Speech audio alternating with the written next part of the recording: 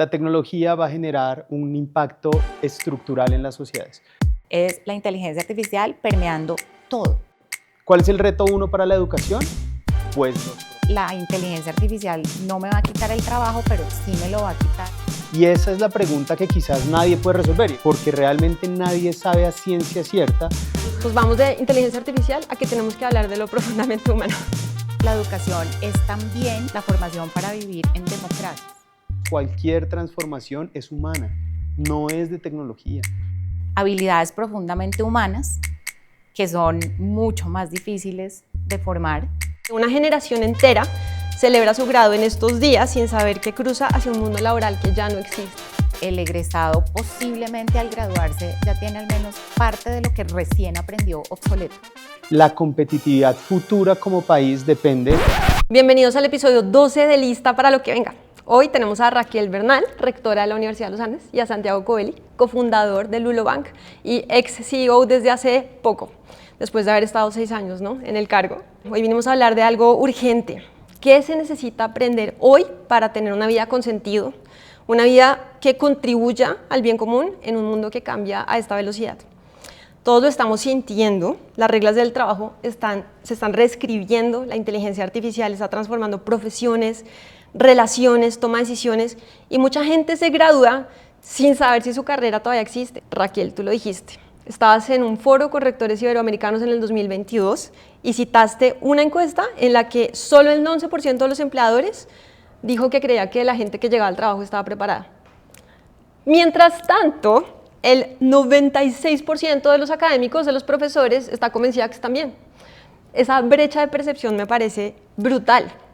Y Santiago, hace poquito en tu blog como de junio, época de graduaciones, tú dijiste: una generación entera celebra su grado en estos días sin saber que cruza hacia un mundo laboral que ya no existe. Santiago y Raquel, los dos conocen desde adentro dos industrias profundamente alteradas, la educación y la financiera. Entonces veamos en qué punto se encuentran en esa experiencia. Ustedes se están conociendo hoy y yo quiero presentarlos con una anécdota y un chisme. Anécdota con Raquel, chisme de Santiago, ¿les parece?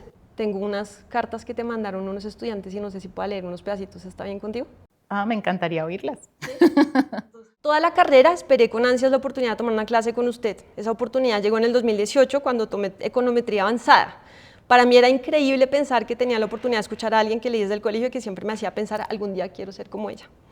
En esa clase usted tomaba espacios para darnos consejos de vida que tocaron mucho mi corazón. Su frase que más recuerdo es: no aplacen la felicidad. Y tengo otra de una mamá. Estaba contando lo difícil que era ser mamá, los miedos que uno tiene por los hijos. Y dice: pero en su camino, el de los hijos, aparecen personas tan especiales como usted, con una imagen que caracteriza no solo la responsabilidad del deber, sino la confianza depositada en ellos. Quiero agradecerle por la ayuda e impulso que le dio a mi hijo durante este semestre. No hacía más que nombrarla. No quería defraudarla, quería ser el mejor, y aunque de pronto no lo haya sido, siempre tuvo su apoyo y su confianza. Digo eso porque creo que de lo mucho que te he escuchado hablar este año es que lo humano es muy importante. Y creo que tratas de vivirlo. Estos son evidencias de que lideras desde ahí. ¿El chisme de Santiago? Santiago es buenandino, pero casi no lo fue. Entonces, yo te investigué. Sé que eres fundador de 5 empresas, pionero en tecnología, cofundador y ex CEO de Lulobank, que es el primer banco 100% digital en Colombia. Y a tus 40 no has tenido ni un solo empleo tradicional. Pero te quiero presentar con un chisme del día que nos conocimos. Me contaste que casi no te gradúas, estabas estudiando administración en los Andes, empezaste a emprender, la cosa como que funcionó y te saliste de la universidad por varios años, hasta que tu mamá te confrontó. Buen hijo, fuiste y te graduaste de la universidad.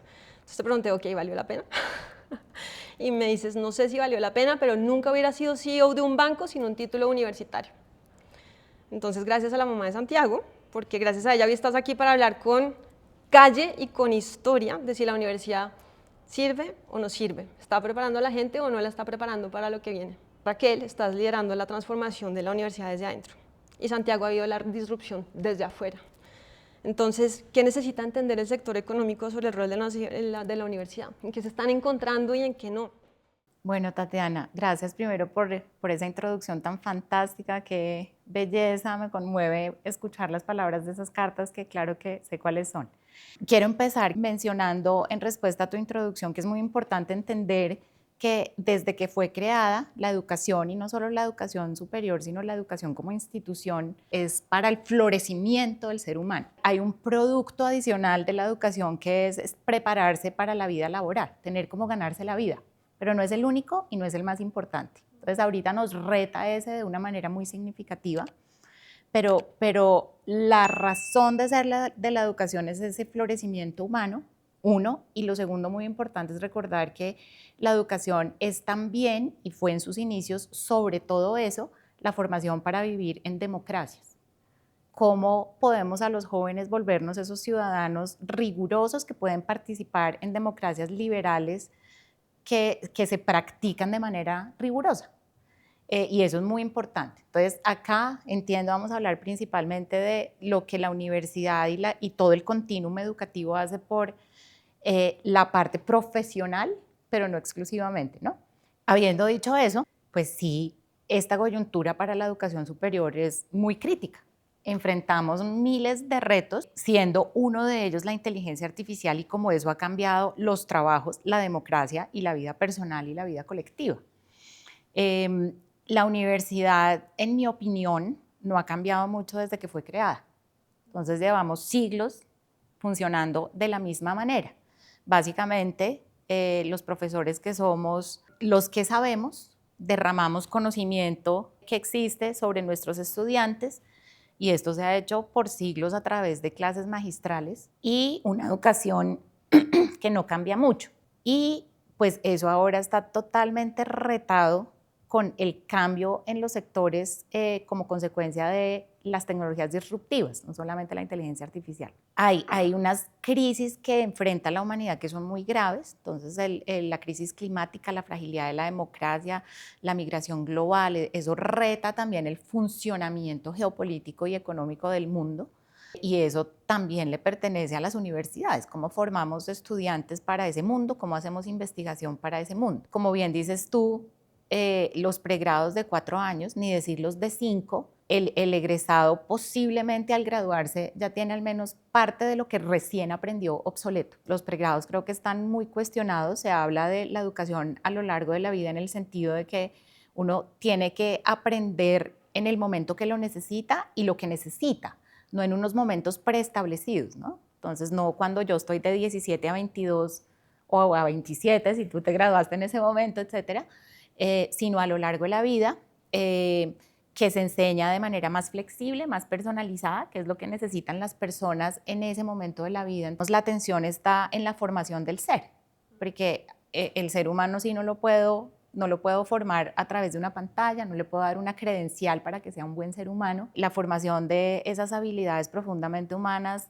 ocurren prácticamente casi fuera del aula. O sea, muchas cosas ocurren en el aula, pero eso es un currículo invisible de múltiples cosas que ocurren en un campus universitario. Creo que sí, la velocidad a la que debemos reentrenar a la gente debe ser mucho mayor, cosa que las universidades no hemos hecho bien en el pasado porque somos lentas, evolucionamos despacio. Entonces, ¿cómo convertimos a las universidades en espacios más ágiles? Y paro ahí para escucharte y que tú me cuentes tu visión de lo que es la educación superior ahora. No, primero un gusto, Raquel, conocerte, la verdad que un honor estar acá y Tatiana, pues gracias por la invitación y por la investigación y gracias entonces a mi mamá también. Yo creo que estamos en un momento muy retador, pero al mismo tiempo es muy bonito, ¿cierto? Porque de cierta forma, como tú lo mencionas, las tecnologías disruptivas que están haciendo están llevándonos a tener que rediseñar el futuro. Entonces, hoy en día estamos como todos en un momento donde tenemos que imaginarnos los próximos 5 o 10 años. Y hay 2 caminos para hacer eso. Hay un camino en el que decidimos hacerlo exaltando lo mejor que nos hace humanos y usando la tecnología como una herramienta que nos potencie, o nos vamos por el mundo en el que simplemente dejamos que la tecnología y el AI automatice sin ningún tipo de control que nos podría llevar, sí, pues a unas brechas sociales muy complejas. Yo creo que la realidad de la educación, como yo siempre lo he visto, es que la educación, y creo que tú lo mencionabas, se diseñó para entregarte unas herramientas, pero esas herramientas no tenían la necesidad de evolucionar tan rápido. Eso quiere decir que en los 90 las teorías económicas, la misma banca, que uno puede ver que los correos bancarios están desde 1986 y no cambiaban. Pero el mundo, ¿cierto?, hizo una transición a medida que la tecnología ha ido madurando, pero yo creo que el AI no es algo nuevo, lleva muchos años. Lo que pasa es que el Gen AI es nuevo, hay muchas cosas de maduración de la tecnología, que es el reto actual, que nos han llevado quizás a pensar la tecnología desde este es el primer momento que se está retando la parte cognitiva de las personas. Antes, en la revolución industrial, están las herramientas, ahora está en la parte cognitiva. Y esa es la pregunta que quizás nadie puede resolver, y el que diga que tiene la fórmula pues está diciendo mentiras, porque realmente nadie sabe a ciencia cierta pues qué es lo que va a pasar con estas tecnologías que están haciendo cada año unos saltos pues muy significativos. Estamos hablando que un ChatGPT en su origen tenía la capacidad cognitiva de un niño de 2 años. Ya vamos en un especialista en tareas específicas, como una persona de doctorado, en 2 años y medio. Ahora, ¿qué puede pasar en los próximos días? Pues imagínense. Entonces, yo creo que la pregunta y el gran reto es, ok, si tenemos todos que reentrenarnos y diseñar el futuro profesional de las organizaciones, de lo que hacemos, pues tenemos que sentarnos todos a reevaluar eso. Desde una perspectiva que digan, bueno, ¿cuál es el reto 1 para la educación? Pues los profesores, en mi opinión. Porque realmente es el que educa, ¿cierto? Tú lo decías muy bien, vienen acá a que me entreguen, pero ahora ya no solo me pueden entregar conocimiento, porque ese conocimiento está cambiando tan rápido que pues realmente es más habilidades quizás. Cambia y ya está todo en las redes. Claro, además te puede llegar antes que al mismo profesor, o sea, quizás el estudiante tiene más capacidad de estar absorbiendo información del mundo, entonces se vuelve un tema de cuáles son las habilidades, cuáles son las herramientas. Creo que lo decías muy bien, Raquel, ahorita que mencionabas es como cuáles son esas habilidades propias del estudiante. Creo que cuál es el skill que tú necesitas para ir reinventándote de la mano de quienes te pueden ayudar a hacerlo mejor. Y eso es simplemente, cualquier persona pregúntese, si todos usamos ChatGPT, ¿quién lo usa bien? ¿Lo usas para transcribir o lo usas para desarrollar modelos científicos? Porque para las dos sirve. Ese gap es donde yo creo que está la oportunidad del reentrenamiento, pero eso tiene que ver mucho con el rol, creo que también social y político de, bueno, hay que pensar esto hacia el futuro, hacia el rol del país, de la educación, de las empresas, y desde ahí llegar a unos acuerdos de cómo vamos a ser competitivos, porque si no lo somos, pues realmente alguien lo va a hacer, y lo que estamos perdiendo es competitividad país.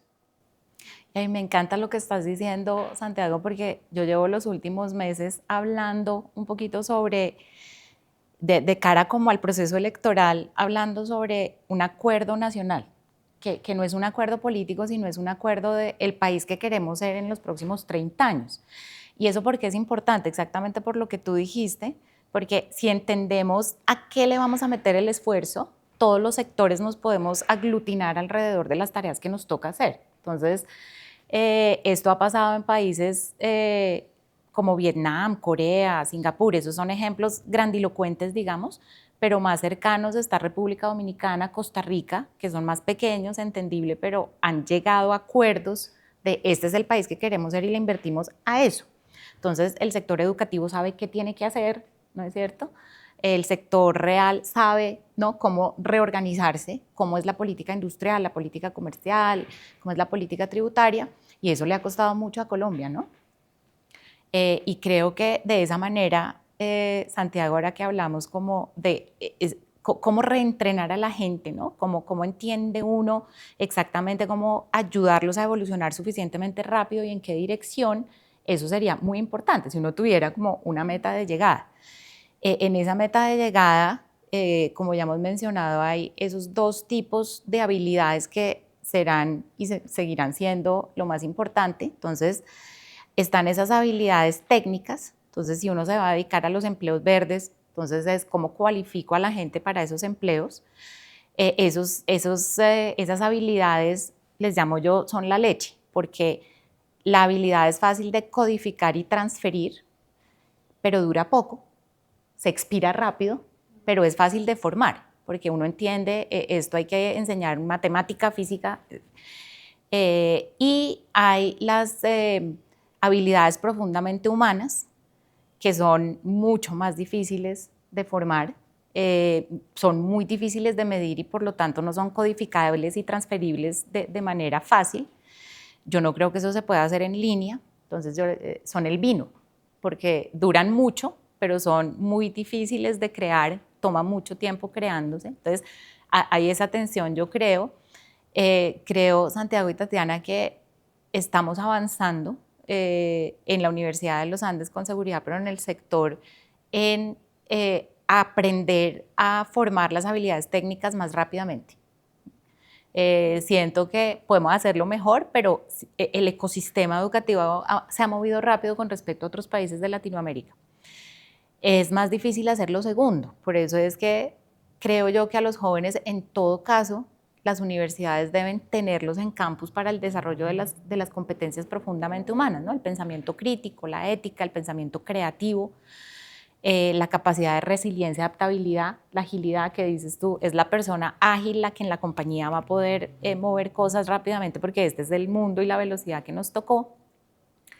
Y entonces es el aprendizaje dentro de la Universidad de Santiago y como bien dices tú, algo de resistencia, porque esas credenciales más técnicas se entienden como desviándose del propósito principal de la universidad. Entonces, el cambio cultural toma esfuerzo. Hay una cosa que yo diría, o sea, yo te diría de atrás para adelante, pero en la última hay que volver cool las habilidades técnicas.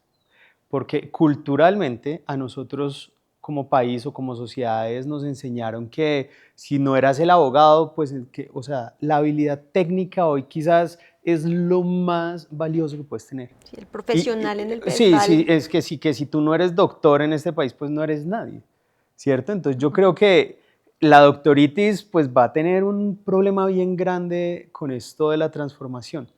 Y me voy a tocar un tema que estoy absolutamente de acuerdo y que además me parece, sin entrar en temas políticos, pues casi que una tragedia, y es, yo estoy muy de acuerdo contigo que la única forma de transformar el país es crear una visión a largo plazo donde haya prosperidad para todo el mundo, entendiendo lo que somos hoy y construyéndonos para ser competitivos en el futuro.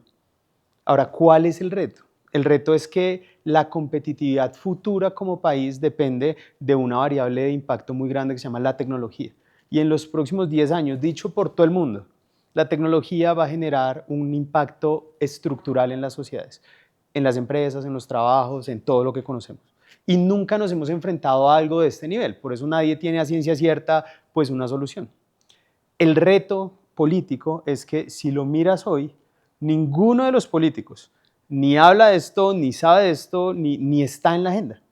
Que por ahí que hay unos que en redes sociales suben cosas, pero es, o sea, si estamos hablando que en los próximos 5 años tenemos la oportunidad de o volvernos competitivos o perder la competitividad, eso quiere decir que el próximo presidente va a ser el responsable de eso.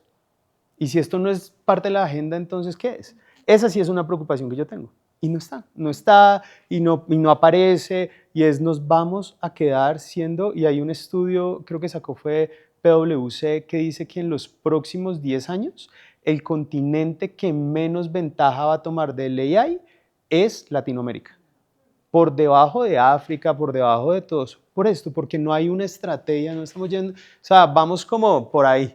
Y yo creo que eso es un gran reto, o sea, y ya viéndolo desde la habilidad específica, el principal reto hoy es que tenemos que entender muy bien, bueno, cómo va a evolucionar el trabajo.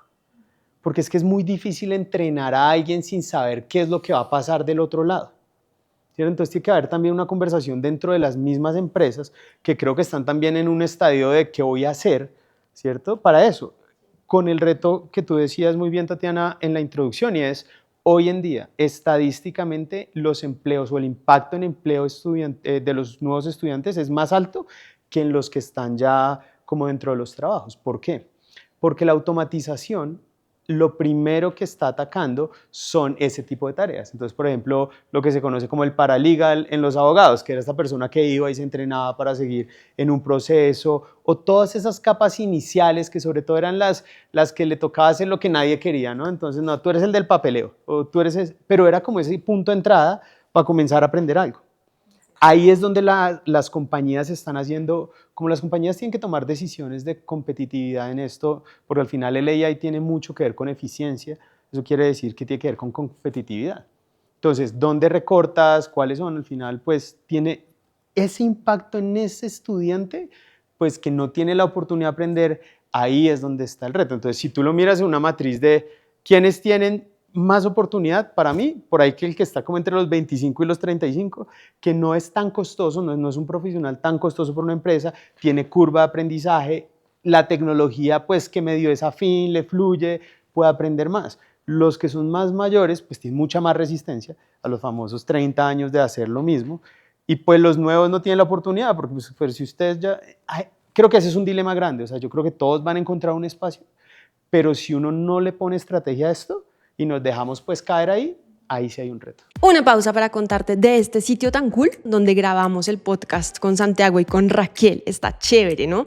Bueno, pues yo sé que muchos de ustedes están buscando un lugar para hacer un podcast, para grabar un comercial, para hacer un curso virtual. Y Cámara TV es el lugar perfecto. Por fortuna tuve este lugar porque eras mi primer episodio de Lista para lo que venga con 3 invitados. Eso significaba estar pendiente de 3 cámaras, monitorear 3 audios. La cosa se pone un poco más sofisticada y yo quería que en verdad saliera muy bien. Por eso decidí irme ir a Cámara TV, que patrocinó este episodio. Voy a dejar el vínculo de cómo los contactas en la descripción de este video para que si necesitas una producción pro, grabar un curso virtual, hacer un podcast, un comercial o una producción de televisión, cuentes con este lugar. Metámonos un poquito más micro, ¿listo? María, Juan y Pedro. Tiene salvación el millennial, tiene salvación el recién graduado. Pero ¿qué veías tú en Lulo? O sea, ¿cuál era el talento que estaban buscando? Llegaba un chino de 23 años, 21 años, ¿qué era lo que buscaban? ¿Qué era lo que querían? ¿Qué era lo que encontraban? ¿Cuál es el problema de esa Ana que se acaba de graduar? O sea, cuéntame un poquito cómo funciona eso en el día a día para los Creo que tiene salvación quien quiera aprender permanentemente. O sea, y creo que no es algo de la edad particularmente, creo que es algo más de tus habilidades.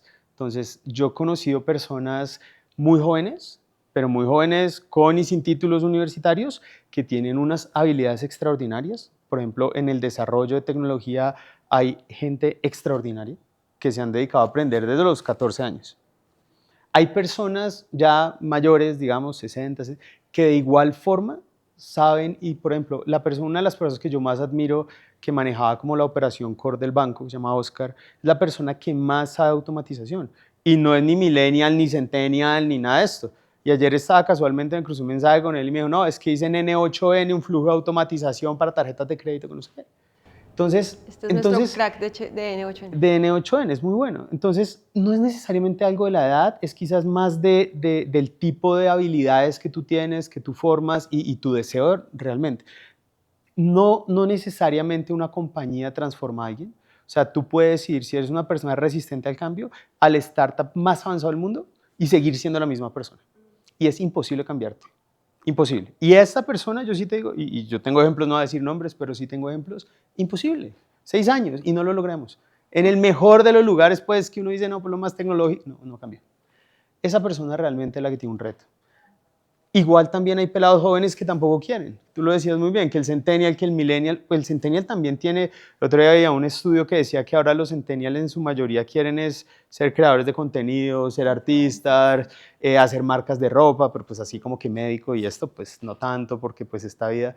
Entonces yo creo que tiene mucho más que ver con que te formen las capacidades para poder existir en un mundo que trae tantas ventajas. Y lo puedes hacer en cualquiera. Ya entre la flexibilidad te la puede dar un poquito la edad, pero quien quiere puede. El problema es que mucha gente no quiere y mucha gente no tiene el tiempo y no lo hacen. Entonces tenemos experimentadores, ¿no? Yo, Tati, si me permites, yo realmente creo mucho.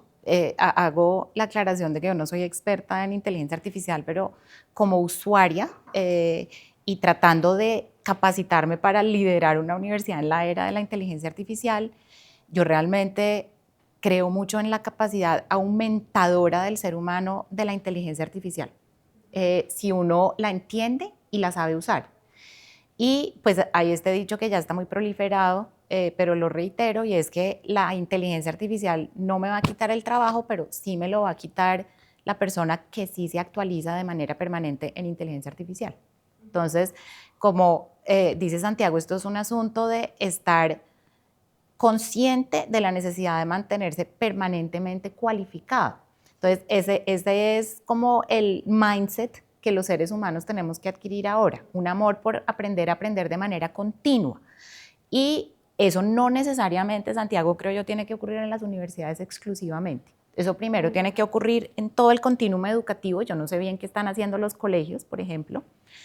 Y después de graduarse, pues hay múltiples maneras de hacer esto, ¿no? Entonces uno puede hacer alianzas, primero entre universidades con el sector privado, puede haber una formación continua in-house en las empresas con apoyo de las universidades. Hay mucho que estoy viendo que no me choca de microaprendizaje, entonces es a las personas démosles 2 o 3 horas a la semana en las compañías a que se dediquen a actualizarse, para que no sea cada 6 meses, porque de verdad asusto. Entonces yo creo que las universidades, ¿qué es lo que tenemos que hacer en este momento? Entonces no creo que, Santiago, seguramente tú vas a estar de acuerdo, no creo que haya que crear programas que son para que la persona aprenda a manejar la inteligencia artificial. Es la inteligencia artificial permeando todo y entendiendo en cada disciplina cómo afecta. Entonces, esto cómo afecta al creativo en artes y humanidades, esto cómo afecta al abogado, que es clarísimo, esto cómo afecta a las profesiones más cuantitativas, un ingeniero industrial, por ejemplo. Y desde que están en primer semestre, esto qué es, cómo se usa, cómo es la ética del uso, y sin parar. Desde el principio, la enseñanza usa inteligencia artificial. Entonces, hubo un miedo, Santiago y Tatiana, inicial muy grande. Cuando se lanzó por allá en el 2022 el ChatGPT, ahí me escribían a decirme, ¿cuándo lo vas a regular? ¿Cuándo se prohíbe? Entonces, esto ya pasó, hay miedo, eso lo entiendo, pero ahora nos toca y tenemos una gran responsabilidad en las universidades. Yo realmente me siento muy responsable porque yo me encuentro con CEOs como tú en múltiples países y dicen, ustedes son los responsables. O sea, ustedes tienen un rol ahora demasiado significativo de a los jóvenes entrarlos rápidamente, porque seguramente, no sé, en 5 años desde los colegios esto ya habrá comenzado, nos va a tomar un poco de tiempo, pero en este momento hay que hacer algo de emergencia y esas son las universidades. Yo creo que ahí tienes un punto, Raquel, que yo lo pondría en bold, y es microaprendizaje, y yo lo pondría en coloquial, y cacharreo permanente. O sea, esto no se logra si no se cacharrea. O sea, este concepto de los laboratorios, la experimentación en la casa, es que tú tienes que dedicarte a cacharrear. Entonces, yo te apoyo 100% en, como dicen, hay que aprender a usar la herramienta, los básicos. Seguramente en el futuro ya van a llegar aprendidos los estudiantes, porque pues un pelado ya maneja esto mejor que cualquiera de nosotros, así no le hayan enseñado pues formalmente. Pero más allá de eso, estoy contigo y es un tema de microaprendizaje, o sea, el querer tener como un bloque de contenido así, pues realmente es algo que tiene que ir evolucionando mucho también para ir como a la misma velocidad de lo que va pasando en el mundo y el impacto, ¿no? Entonces yo creo que hay como esa línea bien interesante donde realmente hay que construir lazos muy fuertes con quienes están desarrollando y diseñando estas tecnologías para que realmente uno pueda traer de primera mano a la gente esta información, porque la responsabilidad es esa, la responsabilidad es, bueno, yo te entreno a usar herramientas, te doy, digamos que el contexto, el comportamiento, las cosas que son adicionales, la ética y los valores que también son muy importantes como parte de la formación, y pues nos vamos en un viaje juntos a ver a dónde llegamos todos. Pero eso tiene mucho que ver también con el rol, sí, de la universidad, pero también con la capa de, bueno, y laboralmente, y las empresas, y los CEOs, y qué es lo que están haciendo, porque es que, claro, todo el mundo anda en pánico, pero muy poca gente está haciendo cosas, ¿cierto? Entonces la pregunta es dónde está ese punto de equilibrio y dónde está la conversación de, bueno, cuáles son las habilidades, y entonces si vamos a microaprendizaje, ¿qué significa eso? En un mundo donde la gente vive con pereza de hacer esto. Porque uno dice, sí, 2 horas. Ah, no, pero es que los hijos, los niños, el colegio, la tarea, es un reto, Pero ¿será ¿no? que sí ven con pereza? Porque una cosa que me pasa a mí, que no creo que sea tan única, es que con tanto contenido y formas de aprender disponibles, no puedo parar. O sea, yo no quiero desperdiciar un minuto, un trancón sin estar escuchando un curso, escuchando un podcast, ahora puedo un audiolibro, tengo una aplicación que me lee papers Sí, académicos. estás en el 1%. O sea, no sé, es que es muy adictivo. O sea, ya no puedo concentrarme en ver una serie de Míralo Netflix desde la porque digo, perspectiva. podría estar Piénsalo, escuchando piénsalo, este libro. piénsalo desde el Internet. Piénsalo desde el Sí. Internet. Cuando salió el Internet, se hablaba de tú tienes acceso a todo el conocimiento del mundo y es pues real. Ah, ¿lo has usado? ¿Cuántos idiomas has aprendido? No, pues que no es escuchar podcast y ya, es como No, y el si cacharreo. existiera, o sea, pues uno tiene en un computador todo el conocimiento de la humanidad. ¿Cuánto tiempo le dedicas tú a aprender? No es tan fácil, ¿cierto? Y en la gran mayoría de la gente, claro, tú eres una persona del 1% que son a quienes nos gusta. Bueno, pero es que al que le gusta, le gusta. Pero es que el problema es que como, más que si te gusta o no, es que o lo haces o vas a tener un problema. Entonces es un tema de competitividad, del futuro laboral tuyo. Entonces yo creo que ahí sí como que toca medio empujar a la gente, creo yo. Tengo otra pregunta, la voy a hacer y dices lo que ibas a decir, y es no solamente tenemos que hablar de quién aprende y qué aprende, sino de quién enseña y cómo enseña. Tú dijiste los profesores son el problema, ok, fine, pero también de pronto podemos expandir la definición y la comprensión que tenemos de quién es un profesor. ¿Quiénes son los que deberíamos estar enseñando? ¿Qué deberíamos estar enseñando? ¿Cuántos profesionales hay ahí por el mundo? ¿Cuántas personas con habilidades técnicas hay ahí por el mundo que podrían enseñar cosas muy puntuales y volverse guías y volverse mentores y humanizar esa relación de aprendizaje que puede ser perfectamente mediada y potenciada por tecnología, pero donde está la persona que para mí es como el curador, el que lo pone en palabras y dice sí, esto no? Para mí hay una pregunta grandísima de no solo democratizar el aprendizaje, sino democratizar la enseñanza. Y es que hoy en día todos podemos ser profesores y podemos ser muy buenos profesores. Bueno, dejo eso sobre la mesa, que es una de mis inquietudes en este momento de la vida. Ahora volvemos a eso que está bien buena tu pregunta. Quería simplemente hacer una interpelación acerca de algo que tú ya dijiste sobre el impacto de esto en los tipos de trabajos, si son de entrada, de mitad, de CEO, y la capacidad que tenemos o no tenemos de predecir el futuro, la verdad, de tener la bolita de cristal. Porque es verdad que la tecnología va muy rápido y las implicancias sobre los trabajos van muy rápido, pero creo que es muy importante entender con los datos actuales exactamente hacia dónde están migrando las ocupaciones. Creo que esto es una tarea que nos ayudaría mucho a agilizar dentro de las instituciones educativas también. Entonces, tú hablas, yo creo, Santiago, que el impacto dentro de compañías depende de la disciplina y de las características. Entonces, yo creo que, por ejemplo, en derecho es verdad que el entry level muy altamente afectado, pero conozco el primer banco grande para hablar de tu sector que se llama, ¿cómo es que se llama? El The New York Bank Mellon, que es la primera gran organización de más de 1,000 estudiantes que tiene una capa de rango medio. No es de entry jobs, de entry level, sino de rango medio, que son agentes de inteligencia artificial que le rinden cuentas a un manager humano. Y esto en grandes números. O sea, no es que yo tenga un asistente de inteligencia artificial que me hace mis cositas.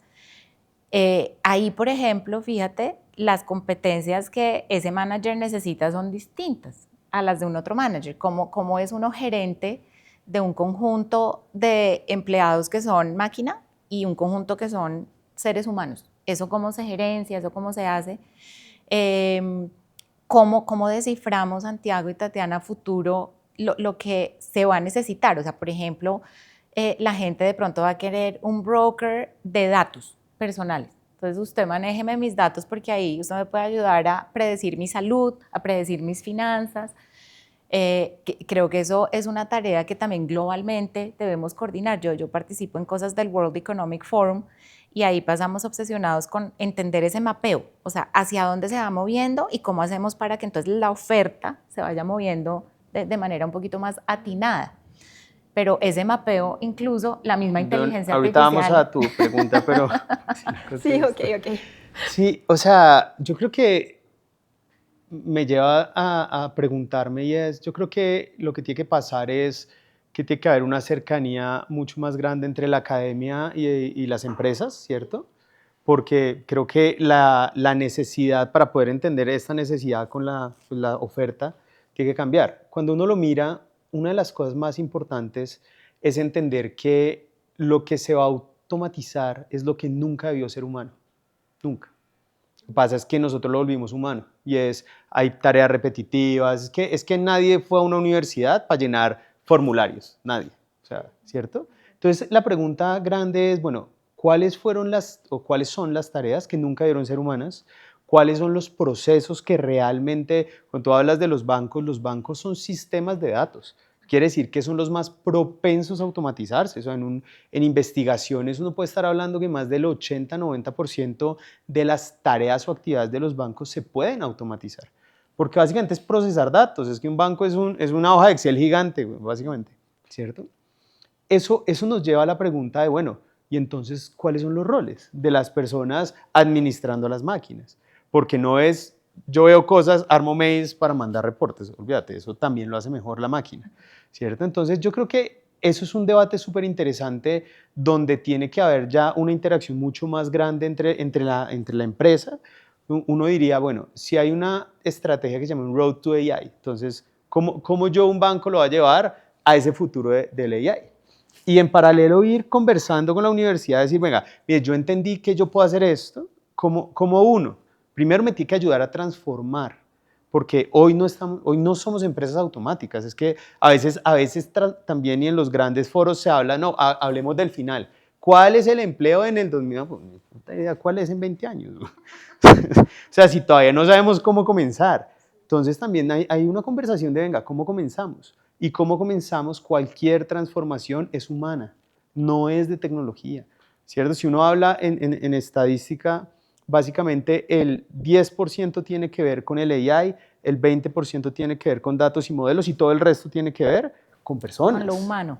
Y lo humano es el reto, es que hay que transformar personas para transformar empresas. Entonces yo creo que ese es el primer reto. Entonces, ¿cómo preparamos al talento para que esté capacitado para transformar algo? Y después, ¿cómo lo transformamos? Y a transformarse a sí mismo, Claro. a meterse con sus hábitos, con sus valores, con sus concepciones del mundo. Eso es educación, al final, en mi opinión, ese es el mayor. Entonces, dejemos de tratar porque yo también me enfrento mucho en espacios de, ¿cuál es el futuro? No, el futuro es contador de ley. Y yo qué sé, güey. O sea, eso es echar carreta, güey.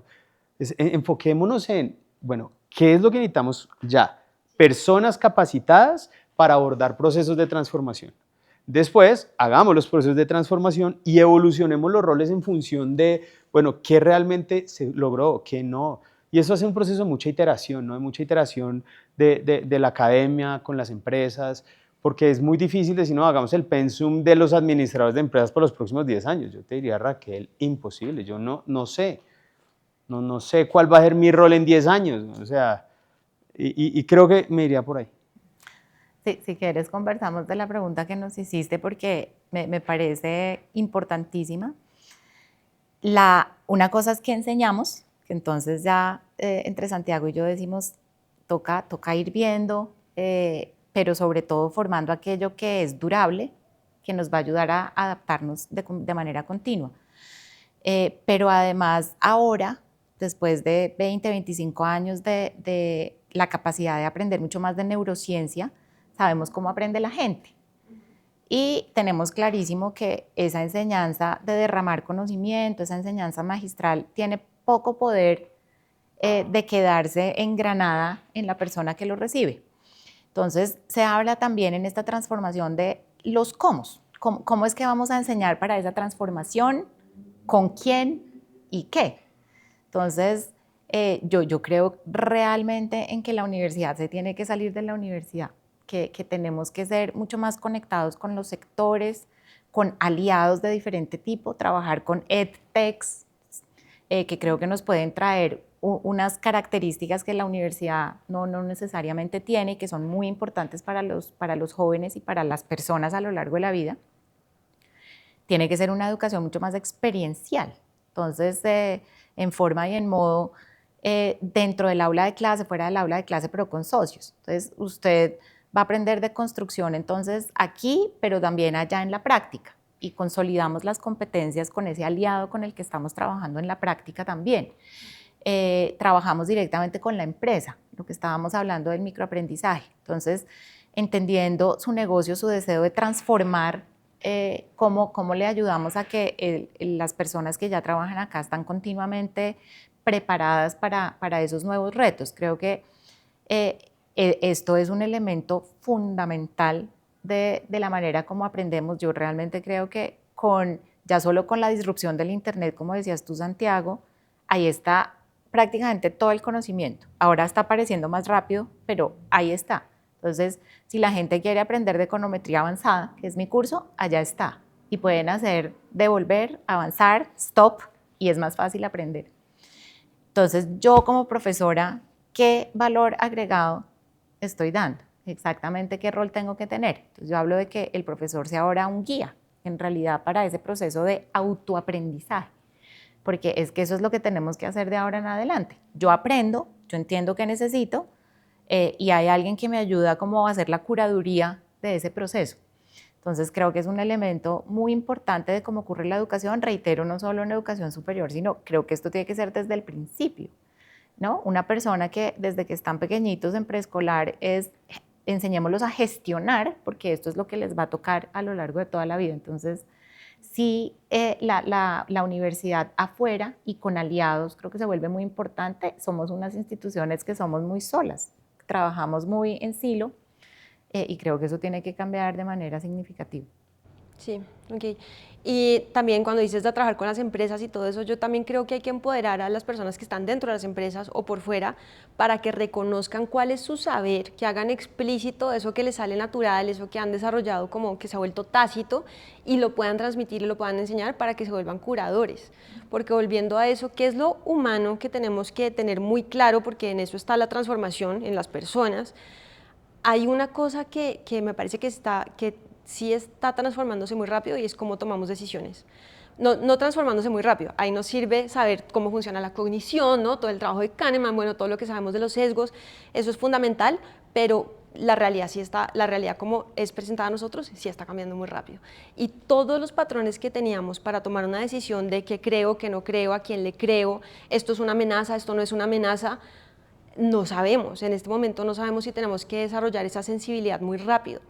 Para eso me parece que es muy importante que las universidades y las empresas y las personas que están en tecnología entendamos muy bien qué no son esas capacidades tácitas que tenemos, cómo las transmitimos a otros para volvernos mejores y más rápidos en hacer juicios.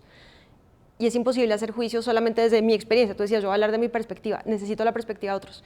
En eso creo que, no sé si estoy diciendo algo claro o no, pero creo que todos tenemos que volvernos educadores, desde nuestros saberes y desde nuestra experiencia, de nuestro camino que hemos recorrido. Yo quizás diría algo ahí, sumo a lo que tú dices, yo creo que el reto, arranco desde los profesores, es entrenar a los que entrenan. Y estoy muy de acuerdo contigo, cuando ya el conocimiento es algo que existe y está disponible cada vez más fácil, pues lo que realmente hay quizás es que se tiene que encontrar la forma de hablar con las máquinas o interpretar a las máquinas. Básicamente, en un lenguaje de ley ahí uno podría decir que es el famoso prompting, ¿cierto? Y es que esto se puede desde tradúceme esto hasta deep research y desarrollos pues muy complejos. Entonces, ese entrenamiento, esas habilidades, esa capacidad de evolucionar, yo creo que hay un valor fundamental de los educadores, de los profesores, que tienen que dedicarse a aprender. Pues yo sé que allá hay mucha resistencia, ¿cierto? Porque pues es natural la resistencia cuando uno le dice, venga, olvídese los últimos 20 años y ahora, pues, que, ¿no? Y ahora hágale caso a un centennial que le está diciendo como, no, pues olvídate. Pero más allá de eso, creo que hay algo importante. Ahora, también siento que no todas las personas pueden enseñar, porque no todas las personas tienen capacidad de enseñar. O sea, una cosa es que haya conocimiento, otra cosa es que uno sepa enseñar, ¿cierto? Creo que también hay una cosa que yo he visto mucho en el internet y que cuestiono mucho, y es también mucha gente se volvió profesor de cualquier cosa. Entonces, en las finanzas se ve, miren, o sea, van un minuto a un banco y ya tienen un canal de finanzas personales. Y entonces uno dice, hombre, pero ¿cuál es o sea, estamos hablando de la plata de la gente, esto no es como... Entonces siento que también hay que tener cierta medida y creo que el rol de la universidad, del prestigio de la universidad, pues suma mucho acá, pero tampoco creo que todo el mundo pueda entrenar todo, porque es que estamos también en un mundo donde ahora pues las redes sociales todo el mundo es profesor de algo, ¿no? Entonces, en mi tiempo en el banco todo el mundo tenía canales de educación financiera. Entonces, claro, como hay una oportunidad con un vacío tan grande que uno dice es que hay que llenarlo porque Dios santo, ¿cómo no? ¿Cómo nadie lo llena? Pero también con el AI, ahora hay cuánta empresa de consultoría, profesor, curso de AI, venga y yo le enseño AI. Y yo siento que también el saber entrenar, el saber enseñar, el hacer procesos, eso también tiene mucho valor, porque el microaprendizaje, más allá de que uno sea un consumidor de contenido, también curado, bien hecho, específico, puede generar mucho valor, porque una de las cosas que yo he visto en las personas cuando yo hablo es, ¿qué hago? ¿Qué leo? ¿Qué estudio? ¿Cuál es el curso? Porque es que uno abre y ¿cuántas herramientas de IA hay? No, pues miles, cada día salen como 100 nuevas, hay 100 emprendimientos nuevos por semana en el mundo con una solución nueva. ¿Y cuál es buena? ¿Cuál es mala? ¿Por dónde? ¿Cómo me como esto? Porque la realidad es que en un proceso de transformación tan rápido hay una cosa que se llama el sunk cost effect, que es quizás lo más delicado de todo esto, y es también para la misma transformación de una universidad, y es una mala decisión acá te puede costar muchísimo, porque es, tú tratas de llevar un camino, meterle tecnologías y te sale mal, te toca devolverte, pero ese devolverte en 2 años, pues es que perdiste 2 años de ventaja competitiva. Entonces, también hay que ser muy juiciosos entre eso, entre que el AI no se te vuelva un problema de legacy del mismo AI, es que te has conectado tanto, entonces no, ¿cuántas EdTech hay? No, hay 100,000, pues venga y me alío con todas, y después tengo un problema de gestión de proveedores, por dar solo un ejemplo que pasa mucho en los bancos. Los proveedores de SaaS en los bancos se volvieron el problema más grande de todos, porque comenzó todo el mundo a vender SaaS desde el AS400 hasta el AI, y eso son capas y capas y capas y capas de Y cosas. desconecte una cosa y todo se cae. Y me lleva para responderte a ¿qué se necesita hoy? Estrategia, pensamiento estratégico, pensamiento creativo, pensamiento, ¿cuál es el valor real de la estrategia? Y es que acá se necesita estrategia, se necesitan personas diciendo, venga, hagamos esto con coherencia, con información, con las alianzas correctas y no pues como a la loca, porque realmente el costo de tomar una mala decisión acá puede ser muy alto. Que estrategia no es solo qué hacer, sino sobre todo qué no hacer. Sobre todo, ¿qué no hacer? Entonces, creo que hay algo ahí, y en la habilidad humana es, pues, el AI nunca sabrá cuál es el siguiente libro que va a escribir Raquel, nunca, jamás. ¿Que le pueda ayudar a escribirlo? Sí, pero él nunca sabrá que el siguiente gran libro es de eso. Y ahí es donde somos humanos, ahí es donde somos diferentes. ¿Sabes? No sabe cuál es mi siguiente gran canción. Ahí es donde creo que... Oye, pero mencionaste otra brecha que me toca una fibra y quiero saber, Raquel, qué piensa. Y es, dijiste, hay un vacío tal que hay una cantidad de gente ahora enseñando finanzas personales, entran a un banco y van y enseñan. ¿Por qué está ese vacío si tenemos tanta gente experta, tanta gente estudiada, tanta gente seria, tanta gente con tanta experiencia? Esos no están enseñando masivamente en redes sociales, haciendo cursos online.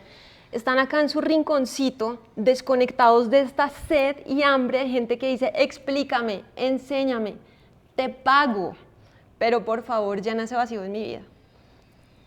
¿Por qué?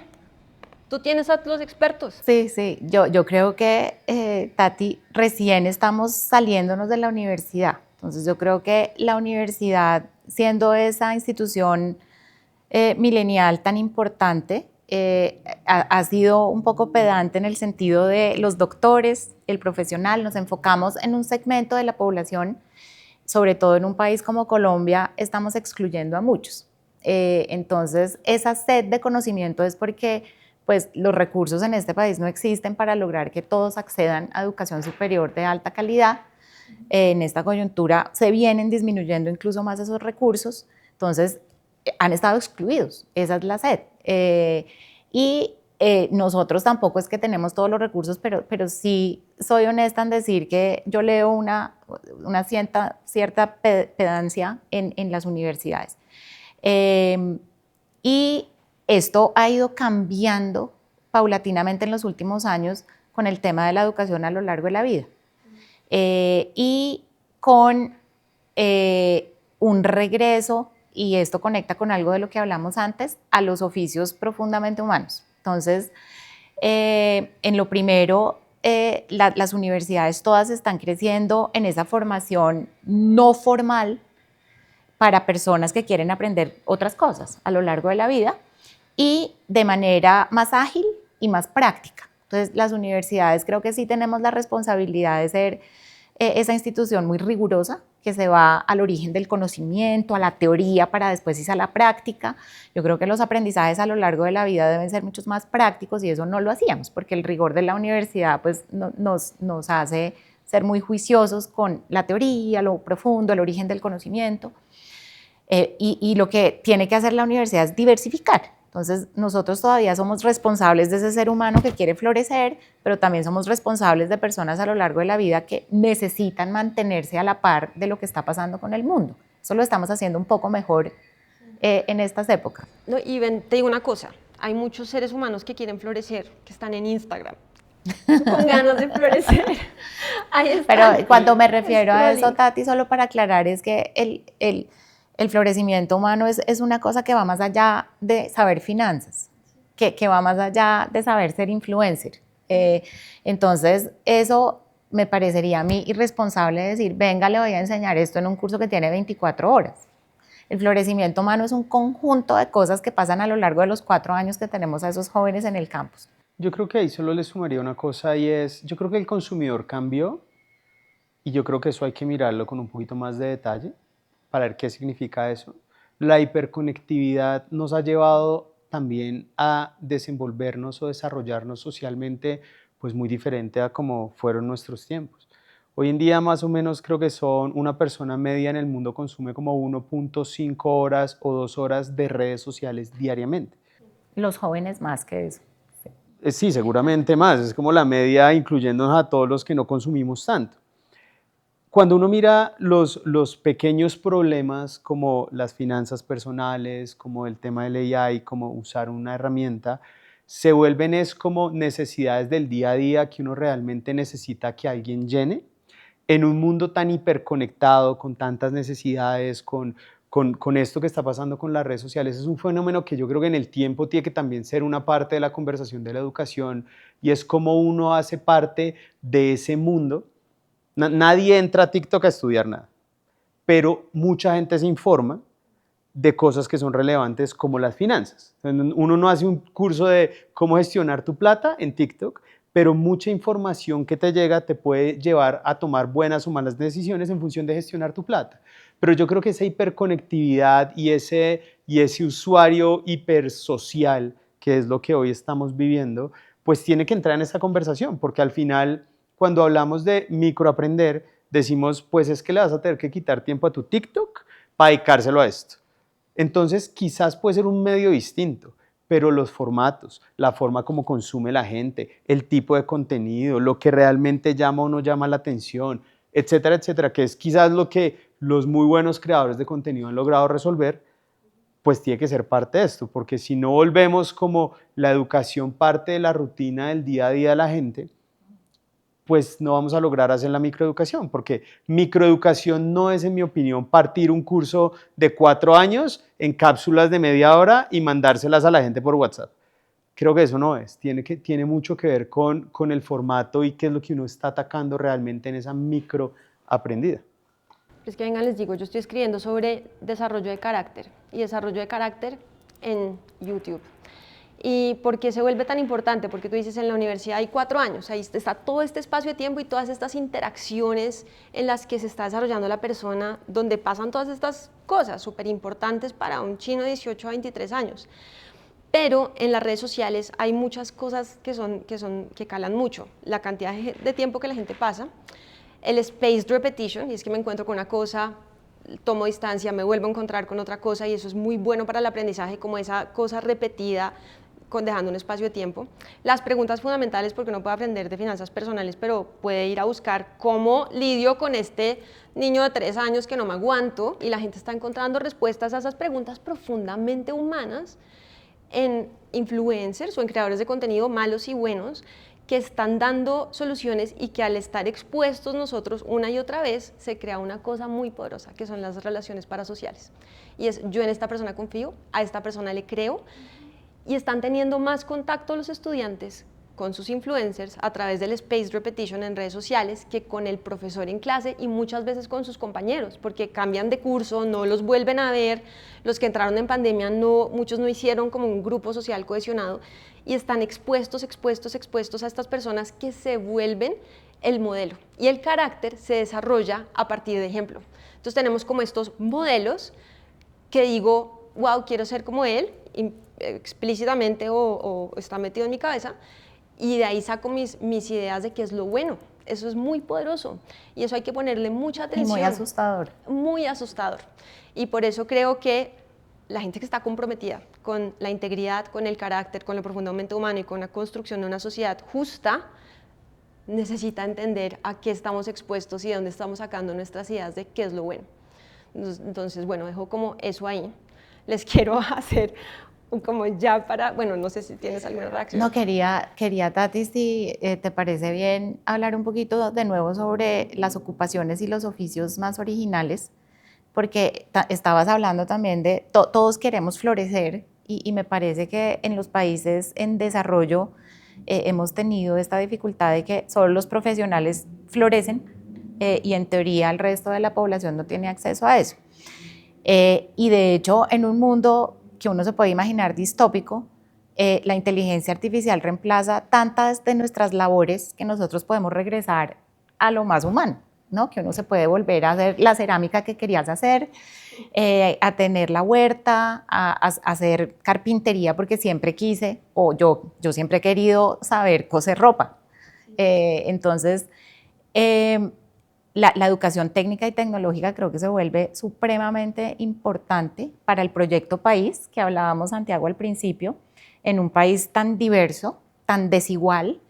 Creo que también se vuelve responsabilidad de la educación superior atender una gran cantidad de jóvenes que ahora, además, en estas generaciones, no es que tengan mucho interés tampoco en ser abogados y médicos, quieren hacer otras cosas, quieren ser maquilladores para cine, quieren trabajar en audiovisuales en espacios como este. Y para esas personas siempre se ha entendido que eso son unas habilidades técnicas, pero ¿y el florecimiento humano qué? ¿Y la formación para la ciudadanía rigurosa qué? Entonces creo que esa combinación de diferentes tipos de educación postmedia se vuelve cada vez más importante, sobre todo en países como Colombia con esa desigualdad que nos está matando. Y veo eso como otro reto de la educación, particularmente aquí, porque pues, la educación técnica y tecnológica no ha tenido como los mejores resultados, por lo tanto no la mejor fama. La Universidad de los Andes está lanzando el TEC Alianza, que vendrá con la marca Uniandes, con la marca Colsubsidio, para atender a millones de jóvenes que no están llegando a la universidad. Entonces Colombia tiene, Santiago, 2,5 millones de jóvenes que ni estudian ni trabajan.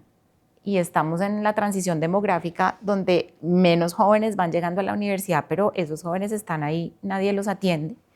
Creo que un país con esa cifra es inviable en un futuro.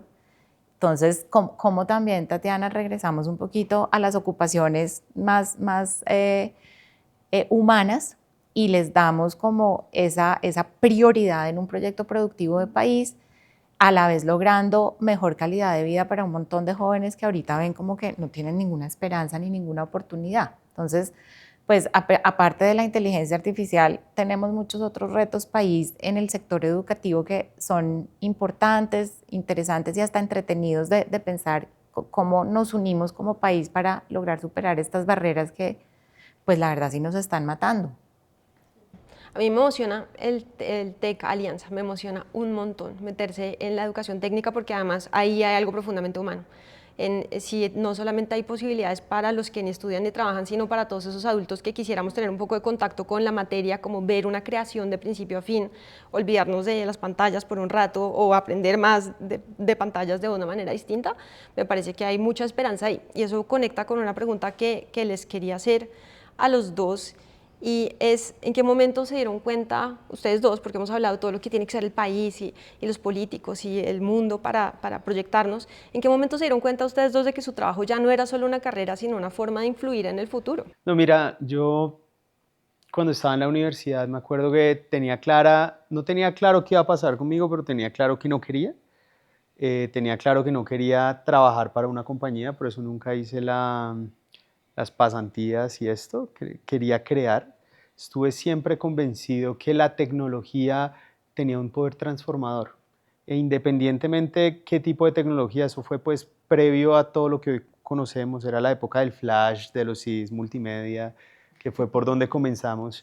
Nosotros también, mi hermano también estudió en los Andes y fue con el que comencé la primera compañía.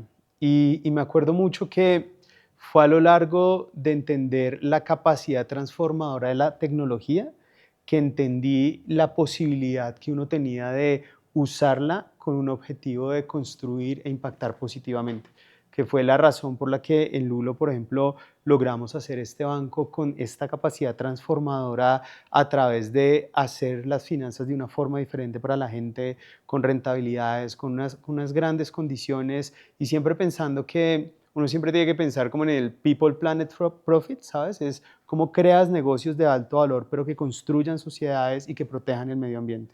Y a lo largo de mi viaje siempre ha sido eso, es entender que si la tecnología en su momento fueron las redes sociales, pues lo que generó esta disrupción en su momento, después el AI o el blockchain o lo que sea, siempre es entender que si uno tiene una herramienta que puede llegar a millones de personas, ese es el sentido. Entonces yo quizás lo descubrí a través de la tecnología y lo entendí cómo desde el emprendimiento podía usar esa tecnología en función de transformar la vida de personas. Qué chévere. Yo no sé si te puedo decir un momento, Tatiana, pero creo que esto ha sido un proceso desde mis 2 años de edad. Entonces, mi mamá es profesora, era profesora rural del Huila, y yo enseño desde que tengo 2 años. Entonces, yo sentaba a mis 2 hermanos, que son menores que yo, me traía a los niñitos del barrio cuando uno jugaba en la cuadra, y de repente llegaba mi mamá y me veía que yo estaba con un tablerito y todos los niñitos, pues de 1 año, sentados ahí. Entonces, tengo como una vena de maestra desde muy chiquita.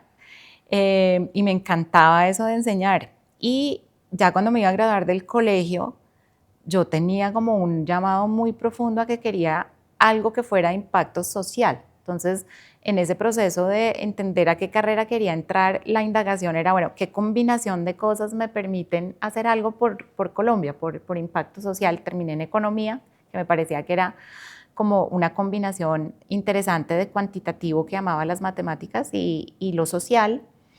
Y yo rápidamente en la universidad descubrí que efectivamente enseñar me gustaba mucho y que eso era un impacto como que se veía fácilmente. Entonces, de monitora, ellos están aprendiendo porque yo me esfuerzo un poquito en ayudarlos y eso es impacto y ese aprendizaje le sirve al país. Entonces, desde muy temprano yo vivía como y eso me ha servido mucho. Creo que los jóvenes les hace falta lograr eso más rápido, encontrar propósito de vida. Yo como que muy rápidamente, no sé detectar un punto, pero entendí que quería hacer algo de impacto social en este país. Y entonces a través de la enseñanza encontré eso y sigo pensando que el impacto que uno tiene formando unos estudiantes a través de cohortes o ahora desde la rectoría con un poquito más de escala, me parece que es muy importante para este país. Entonces, me mueve ese poder transformador desde joven. No me había pensado hasta que tú emitiste la pregunta como una líder para la transformación y el futuro, pero eso está chévere. Sí siento que en este momento, tanto a Santiago en sus sueños como a mí en los míos, sí nos tocó una época que es tan cambiante, de tanta incertidumbre, que genera de alguna manera miedo y crisis. En esas épocas es más fácil transformar, es más fácil lograr cambios. Entonces también es entretenido para mí como rectora, como líder, estar en una época en la que uno puede pensar fuera de la caja, inventarse cosas y lograr movilizar cambios que en otras épocas más calmadas hubieran sido imposibles. Ya para cerrar, con tanto problema, tanto voltaje, tanta cosa que hacer y esta sociedad tan adicta a la productividad, a trabajar, hacer, una cosa que tú le dijiste a uno de tus estudiantes, o que el estudiante dice que tú le dijiste es, en su carta dice, no aplacen la felicidad. Entonces le quiero preguntar a los dos, ¿cómo se ve esto siendo líder de una organización? con tanto voltaje, tantas demandas sobre ustedes? Yo hago un esfuerzo muy consciente cada día de practicar esas palabras. Ahora les estaba contando que yo nunca me he tomado una pausa en mi carrera suficientemente larga como para irme a pasear por Europa, como hacen los jóvenes con una mochila en los hombros. Sin embargo, hago un esfuerzo consciente y creo, Tati, que tengo la gran ventaja de una vida alineada con mi propósito de vida. Y eso ya en sí mismo da mucha felicidad. O sea, yo por las mañanas me despierto muy contenta de irme a la universidad. Y creo que eso es la felicidad, o sea, de esa manera no la pospongo. Yo estoy alineada con lo que quiero hacer con mi vida y el legado que quiero dejar. Y realmente para mí es feliz irme a trabajar. Esto es como qué delicia. Entonces yo tengo comité de liderazgo, o sea, juntas directivas, y esos son mis días felices. Y la gente me dice, pues tú estás loca. pero creo que es una alineación simplemente con eso que como ser humano quiero dejarle al mundo cuando ya no esté. Para mí sería quizás la búsqueda de la libertad a través del emprendimiento. Creo que ha sido como lo que me ha impulsado a navegar en tantos como caminos diferentes. Y yo creo que la felicidad como felicidad siempre será algo relativo. O sea, yo creo que uno puede estar en un camino que te llena, que te nutre. A veces serás feliz, a veces no. Hay días fáciles, hay días muy difíciles, ¿cierto? O sea, el camino al banco tuvo todos esos momentos, desde momentos de mucha felicidad hasta momentos muy complejos de una pandemia, una recesión económica.